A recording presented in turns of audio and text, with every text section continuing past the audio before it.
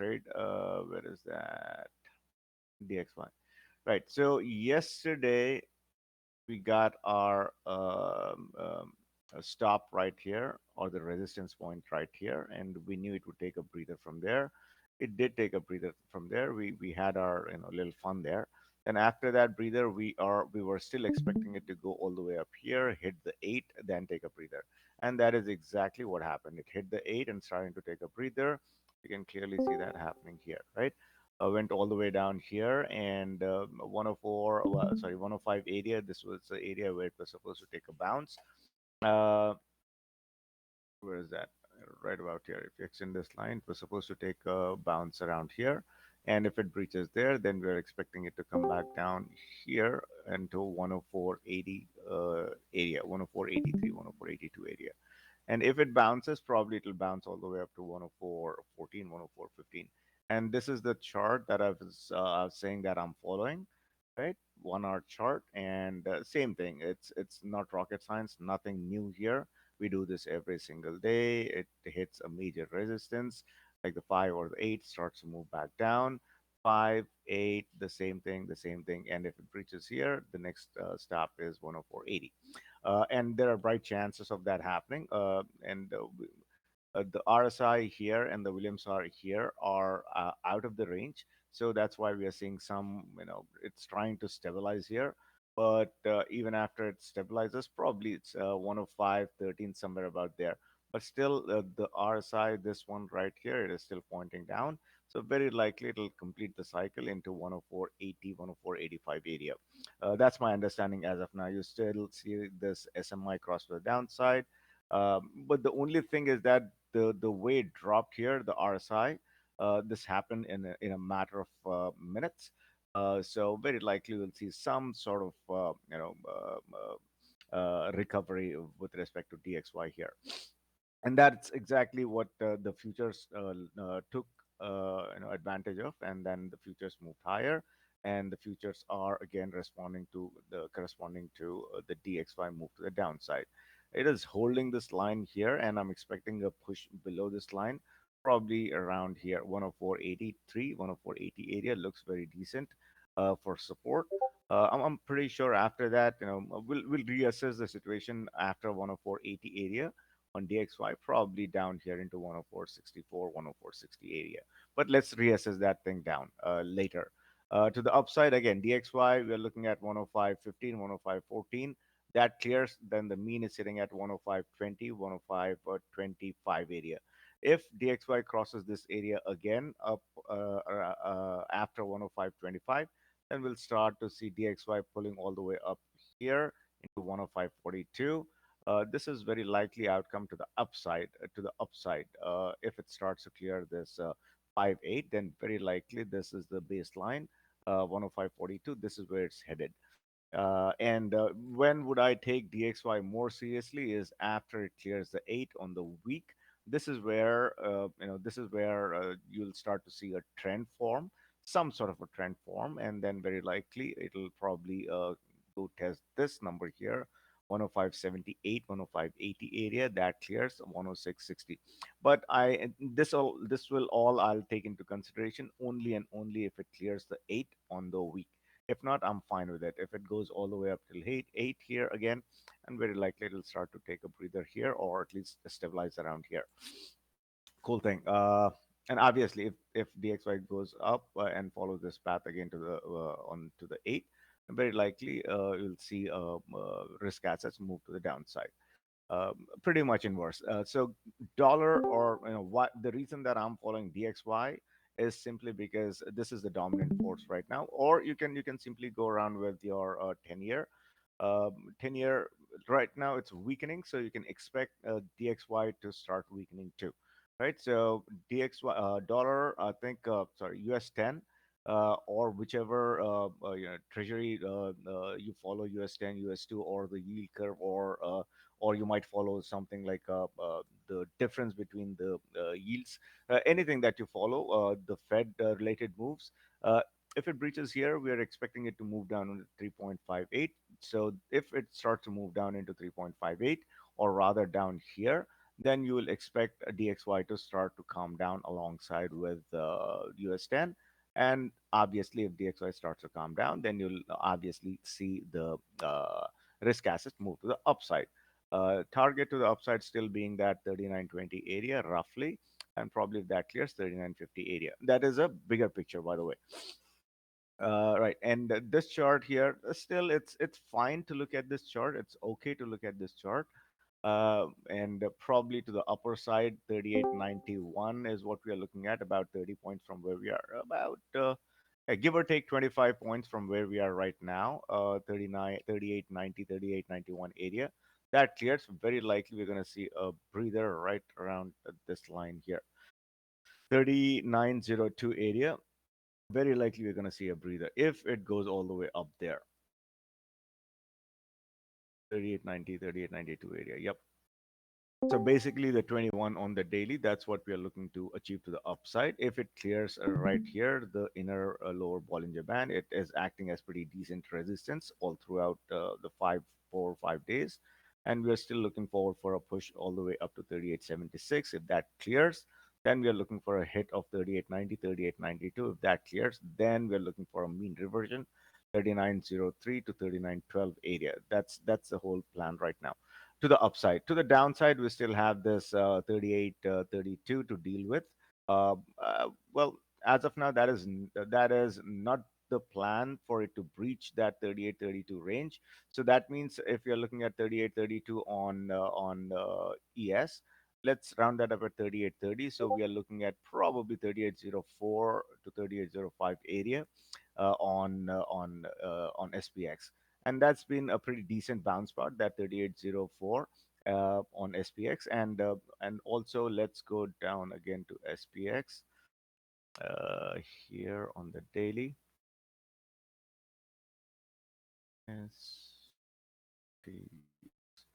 So this is a line that has been pretty decent support here, 38.15, and it has been acting as very, very, very decent support. This line, 38.15, give or take, it's coming down into 38.04 here, and the reason for that is right about here, 38.30. So ES is holding this 38.30 range to the downside, and SPX, by extension, the SPX is holding that 3804. So let's say if it breaches that 3804, and then we are likely to test this number, 3783. So that would 3783. Let's round that. Let's give it a range of 3780 to 3770. Right. So this range will get tested at some point in time. Starts to come back down. Um, my personally speaking, I don't want to see that happen. What I'm looking at here at the with the technicals, MACD is not in agreement with this move to the downside. MACD is still saying that okay, selling is subsiding. I can see that histogram here. It's giving consistent pale red bars and smaller red bars. So that is telling me that selling is subsiding. Selling is not hot as it was here. Selling is definitely subsiding. Buying is coming in or not, that's not sure yet, but the selling is definitely subsiding. That's what is happening here. So we might see another push down, and I will not fight this trend because DXY is in a trance right now, right? DXY on the higher time frame, which is, where is that? Here. So DXY, technically speaking, it is oversold on the week, and anytime anything gets oversold on the week, very likely it will start to make it'll start to bounce, and that is exactly what we're seeing. Again, a DXY 8 on the week is a critical level for me to watch, and that's exactly what I'm watching. I've been watching that since yesterday, and finally we got that to pull the trigger on that. You can monitor DXY on the daily as well. Probably if it clears here, 105.52, and very likely another breather around here, 105.80. And I'm not seeing DXY today beyond 106.29, 106.30. I think it will act as, if it goes all the way up there, it will act as very, very, very, very, very decent resistance right here. So you have the 200 move in here and then the 50 move in here. So not expecting DXY to go beyond this number today. Uh, right, and then that'll do a pretty decent damage if it does go all the way up here. decent damage in the sense if you're long the markets, then very likely the markets will start to pull back if DXY takes this path to the upside. Cool thing. And let's keep an eye on this chart. Uh, the 10. Let's keep an eye on this chart. Oil is surging right now. I'm not really putting a lot of, I don't really have a lot of confidence in this number right now, but I'm watching this chart, US 10.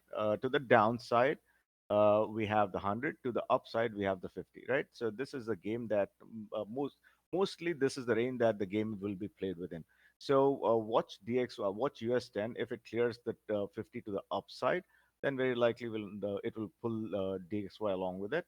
But if it starts to break below this mean and the 100 moving average to the downside, very likely it'll start to pull DXY to the downside along with it. So watching this trade, watching this chart, and one-to-one correlation with the US 10 and DXY might not realize because DXY is clearly oversold on the higher time frame. So it might take a while for DXY to actually materialize to the downside. So one-to-one relation might not be possible today within these two, but I'm still keeping DXY as a trigger to trade ES or SPX. But I'll keep this chart on watch because at some point DXY will have to start obeying the US 10. Right, so because the DXY is nothing but dollar traders, right? The forex traders, whichever way they think is whichever way that they think the US 10 is moving, they'll put on the trades in that direction. And that's the reason we are watching the US 10 direction, which direction it will go. Probably DXY will follow that. And as expected, DXY bounced here, and most likely we should, there you go, it is coming back down. So if it breaks here, you can pretty much tell that it's going to come back down here into 38.53, something like that. And I exited my puts around, sorry, again, my calls again at around 38.69. I'm good here. What next? And these are the only charts that I'll be focused on today. But still, let's go into Apple. Apple is bouncing, fair enough. And I think after that US 10 pulling back down, Apple should bounce, or rather, everything else should bounce. But chart, technically speaking, this chart looks like if I did not know anything about any of this stuff, I would still look at this chart as a bullish chart, right? We have the MACD cross to the downside, but look at the histogram. You can see that there is selling here on the chart, but you don't see that selling here on the histogram. That is what is making me, say that we're going to pull back up at least to the 5 and probably to the 8 after that. Very likely conditions are there. You see this MFI pull all the way down here. Classic oversold conditions on the daily, but there is some other issues on the weekly as well. It is the RSI is hitting the lower end of the spectrum, so I can expect a bounce with the trigger RSI. But the chart, I mean, this is the trade right now, but the chart and the macro environment in the US is still suggesting a push down into all the way perhaps into 114. And to keep things in perspective, this is the monthly chart. Uh, Very likely to the downside, I would say 122.99. Let's round that up at 123. 123 is my goal to the downside if it starts to push to the downside, and I'll reassess the trade to the downside after it breaks 123. Very likely into here this number 120, 120.16. Not really plotting anything below 120 as of now. Actually, not plotting anything below 123 as of now, but 123 breaches. I'm looking to push all the way here into 120, right? So this is the one that I'm watching, and technically speaking, that's still the dominant trend because we still have the MACD cross to the downside. And if it starts to bounce to the upside, look at this thing. This is the monthly chart. The 5 is detached, 137.38, right? And anything good coming out of anywhere. China is doing good actually right now, even though with the COVID cases and whatnot. And yesterday night, they had some news out of China that they are easing, they're looking to ease further. What do you call this? Real estate market. They have something called three red lines and whatnot. So I think that is happening, and more liquidity is coming into picture. The real estate is getting strengthened there. So I think that will. So why is that important? Because uh, copper and oil. That's those are the two things that you want to do. Copper, oil, and iron ore. Right. So China's property market strengthening. That means those commodities will start to tick up, and if that starts to tick up, then we will very likely, start to ignore this downside and probably look for this upside all the way into the five on the month, 137.60. Right. So right now, that's where that five is sitting. So that's a cap to the upside. But and that's a larger picture. And right now, for today, very likely we are seeing this oversold conditions. And I'm still watching this MACD. If it starts across to the upside, then very likely we'll see Apple push to the upside. And if Apple starts to push to the upside, very likely we'll see XPX as a whole move to the upside. Right. So yeah, I think it'll come back down here into this number, and the five is detached all the way at 38.51. So yeah, that is happening. There you go. DXY. We were just talking about this trade, right? DXY moving up. Very likely it's going to hit this number.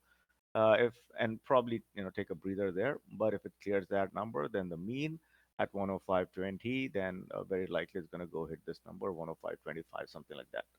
Cool. Uh, that's the Apple story, and let's also take a look at Apple here. There you go, Apple bounce, oversold conditions, same thing, same story. So if Apple clears here, and since yesterday we've been following this line, right? The 50 moving average for Apple on the hour. This is what we've been following, and for Apple to move, meaningfully higher, Apple needs to clear this line. Yesterday it was around 127.60. Today it has come down to 126.88, and Apple has to clear this line. And these lines are dynamic. Once the market opens, I think the lines will adjust.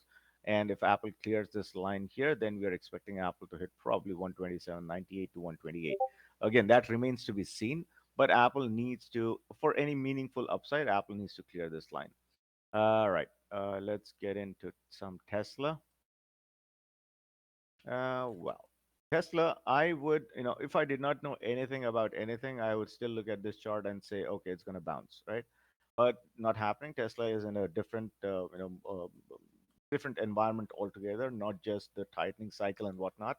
Again, you have a high sentiment. Uh, uh, I don't know how to put that across, but my understanding is that I don't want to fight this.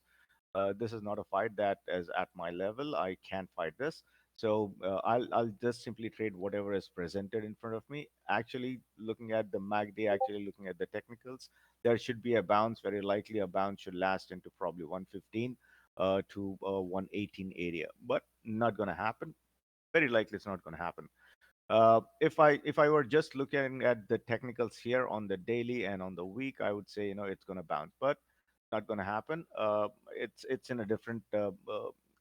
Tesla has gone into slid into a different battle right now, and I don't have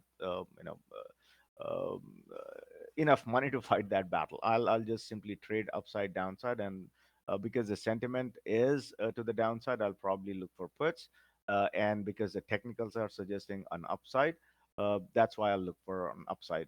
So both puts and calls. If I can't trade it actively, I'll probably trade it passively because there's a lot of it's a battleground. 100 area to 106 area, that will remain as a battleground. All right, cool thing. I think it is getting extended here as well. Yeah, it is getting extended here as well. So very likely we're gonna see it come back up here into 103.64 area. That clears probably 105.22. But if it starts to push down from right here, 103.58, 103.60, then very likely it's gonna go hit this number again, 101.29.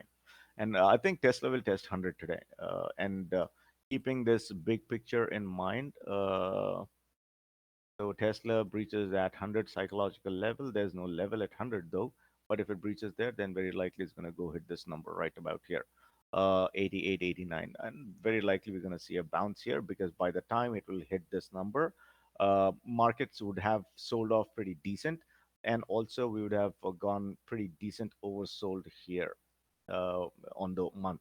So if it is just a technical sell-off, then very likely it's going to bounce around here, 88 area, and by the time it will get pretty decent oversold here on the month.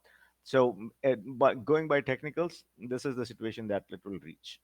Monthly oversold conditions are very good for bounces.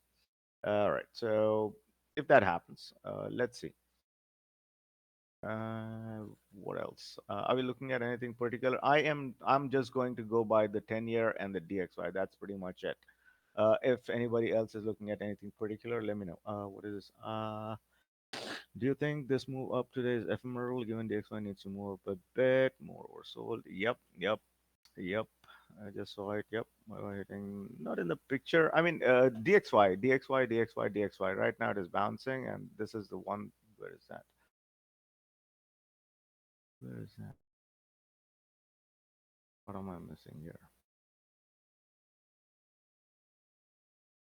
No, this chart.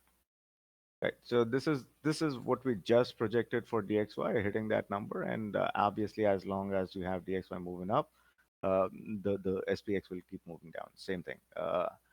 And so today's trade will be pretty simple. US 10, and based on US 10 DXY, and DXY will translate into SPX. As simple as that. Man, I had Tesla on the phone. I had a 109 put yesterday. It sold too early. Damn.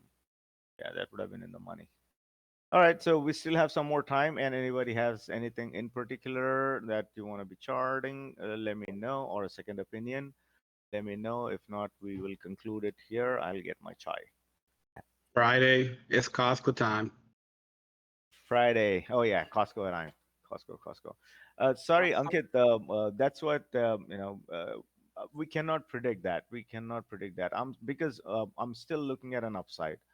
I'm still looking at an upside, simply because we have.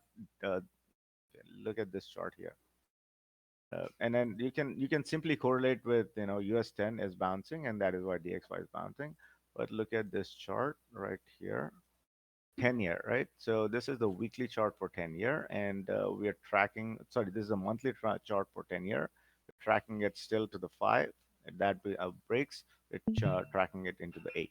Look at DXY here, and we are still this chart is still negative, right? So we might get an ephemeral bounce, and I don't see. And right here, this is what is happening with DXY. It's going all the way up till the 8 and on the month, and it's failing. If that clears, very likely it's going to go hit this number and fail there. So yeah, so watching DXY, and as long as DXY is moving up, I think the market will hold to the downside. But as soon as DXY gives up, very likely the market will start to move to the upside. And when the market opens, I'll keep posted, about the levels, as and when the date unfolds, as and when I'm in and out of the trades. DXY 10-year. Yep, yep, yep.